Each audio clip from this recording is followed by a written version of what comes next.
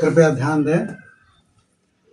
आज सभी श्रोताओं से पुनः निवेदन है, मैं आज आपको नई रचना प्रस्तुत कर रहा हूँ। अगर आप पहली बार देख रहे हैं तो मेरे चैनल को सब्सक्राइब करें।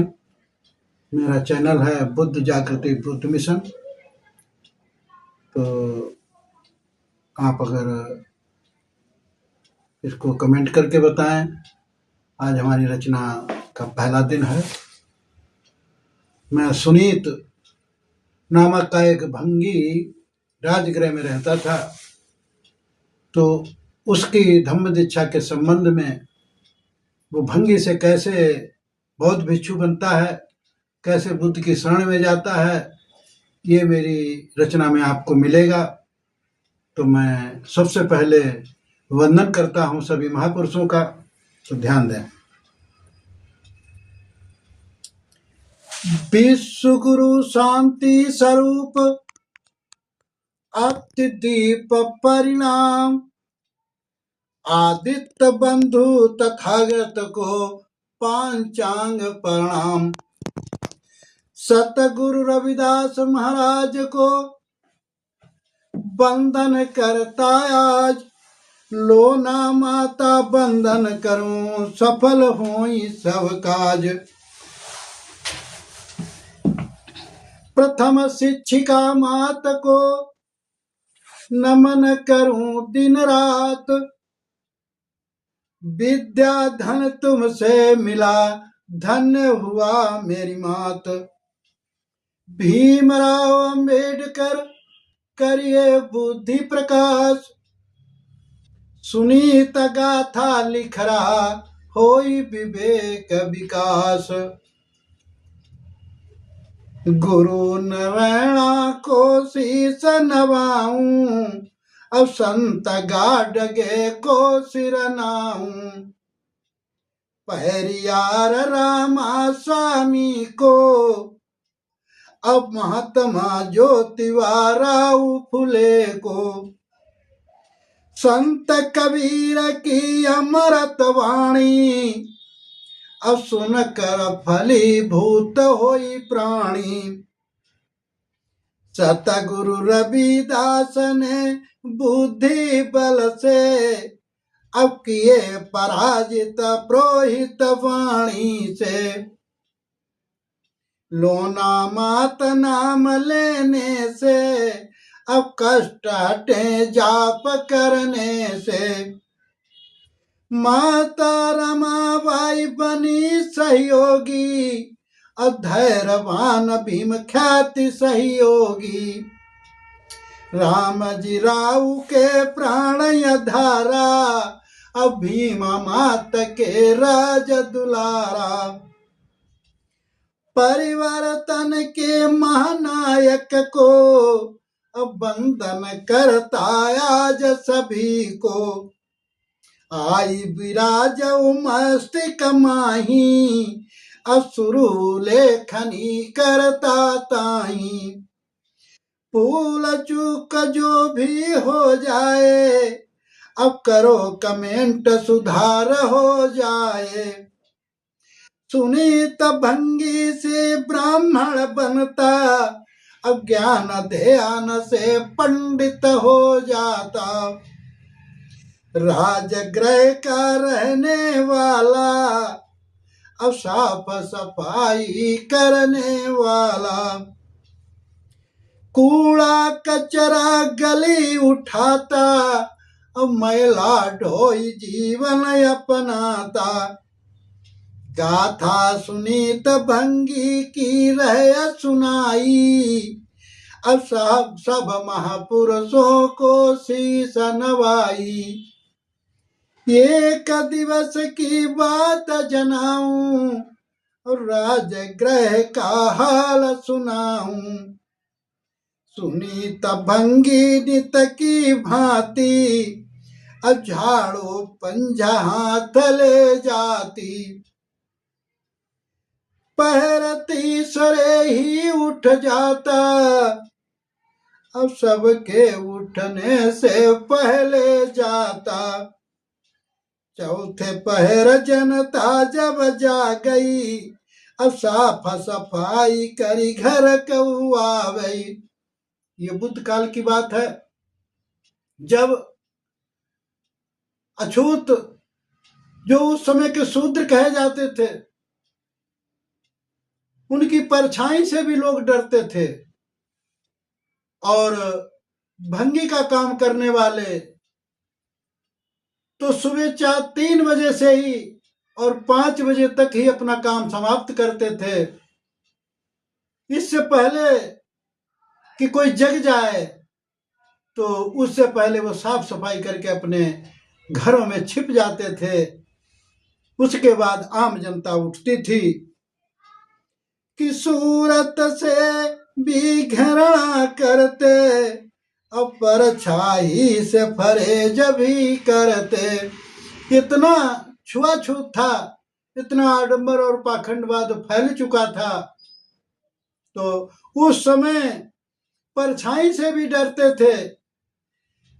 पीछे झाड़ू बांध दी जाती थी, गले में हांडी लटका दी जाती थी।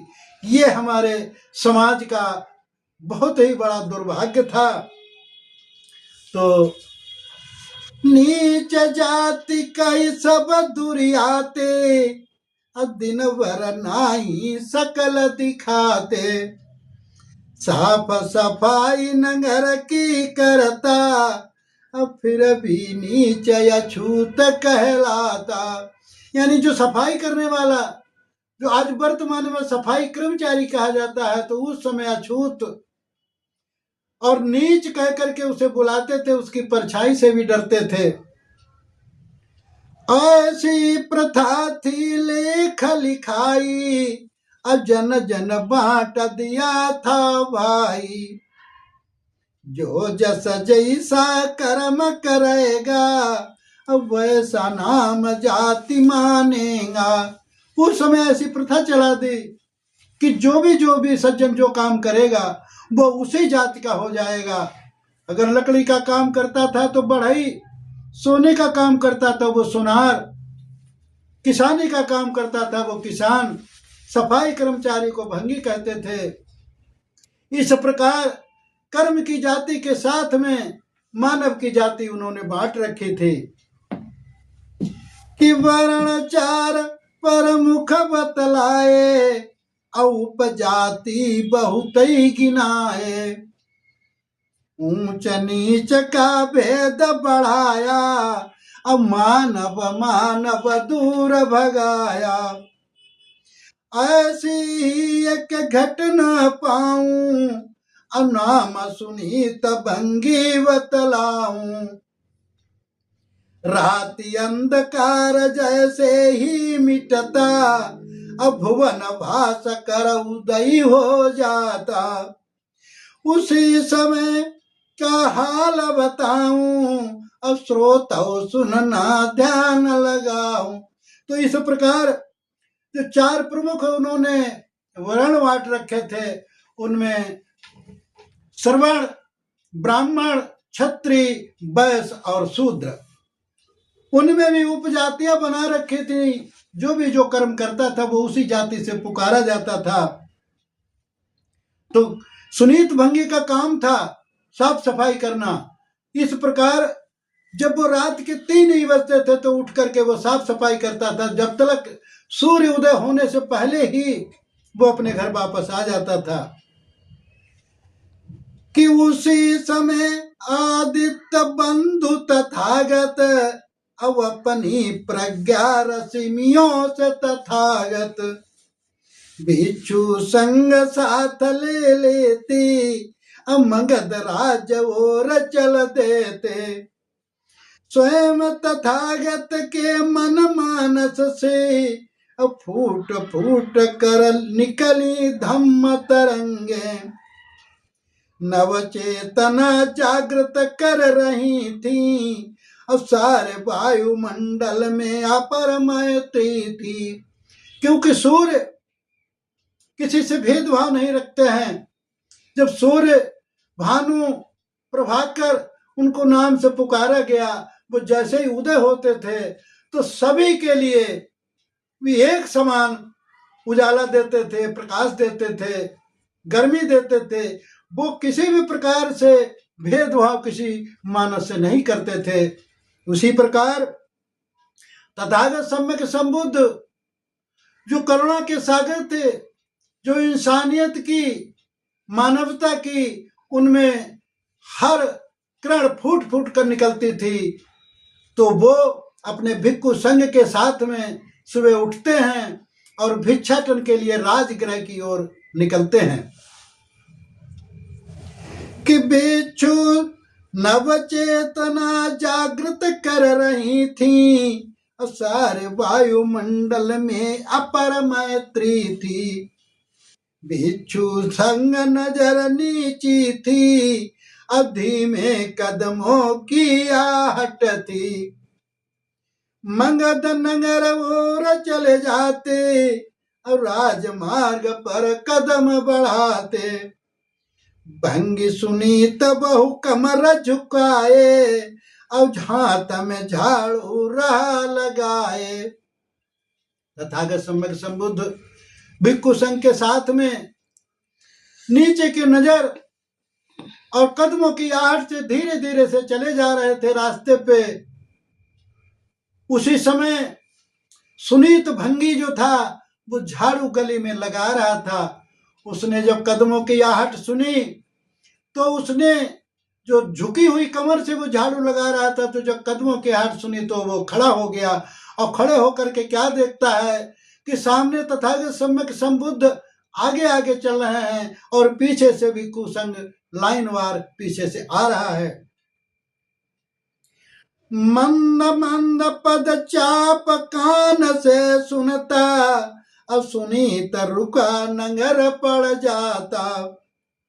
आगे स्वयं तथागत देखे, अब भिक्षु संग पीछे सब देखे। ठिठक रह गया मन में सोचे, अब दर्शन हुए बुद्ध की सोचे।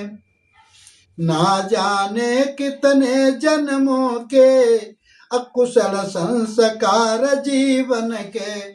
इस प्रकार से जब सुनीत भंगी ने देखा कि आगे आगे तथागत सम्यक संबुद्ध आ रहे हैं, पीछे से भिक्षु संघ, अब मन में सोचने लगा, पहले तो बड़ा हर्षित हुआ कि हमें आज सुबह सुबह तथागत बुद्ध के दर्शन हो गए, लेकिन वो तुरंत ही इतना घबरा गया। वो कैसे घबराया हुआ है वो मैं आगे कल के दूसरे भाग में आपको बताऊंगा। तो वो वहीं पर रुक जाता है और मन में सोचता है खड़े खड़े, और तथागत जो हैं वो चले आते हैं सामने से।